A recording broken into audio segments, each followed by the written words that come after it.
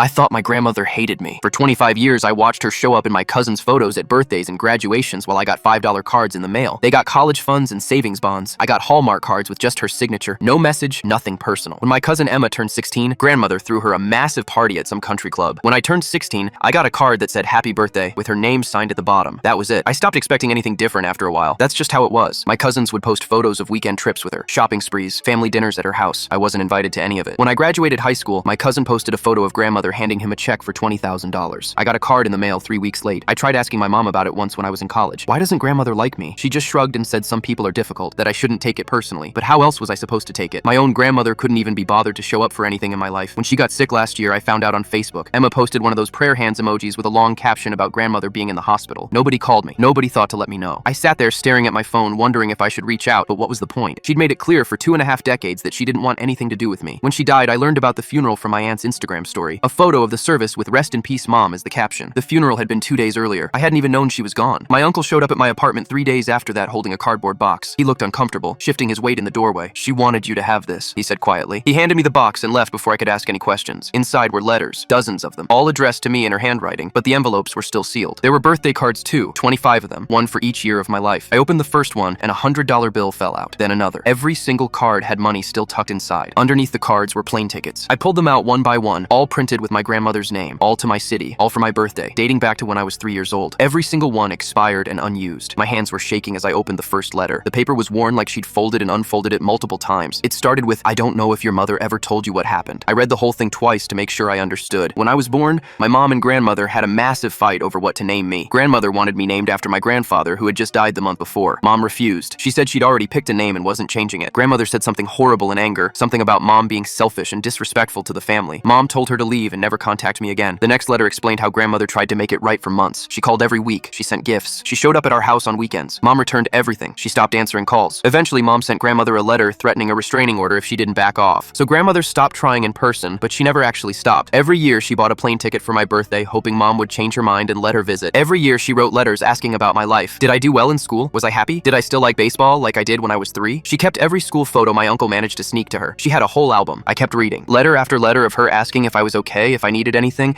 telling me about her life and hoping someday we could meet. The later letters got sadder. She wrote about seeing my cousins grow up while watching me from a distance through whatever scraps of information she could get. She wrote about the guilt of that fight, how she'd replayed it a million times, wishing she'd just kept her mouth shut. Her final letter was dated 2 days before she died. The handwriting was shakier. All it said was, "I understand why you stayed away, but I never stopped loving you. I hope you had a good life even without me in it." She thought I knew about the fight. She thought I was the one who didn't want to see her. I sat there staring at 25 years of unopened birthday cards my mom had intercepted and hidden from me.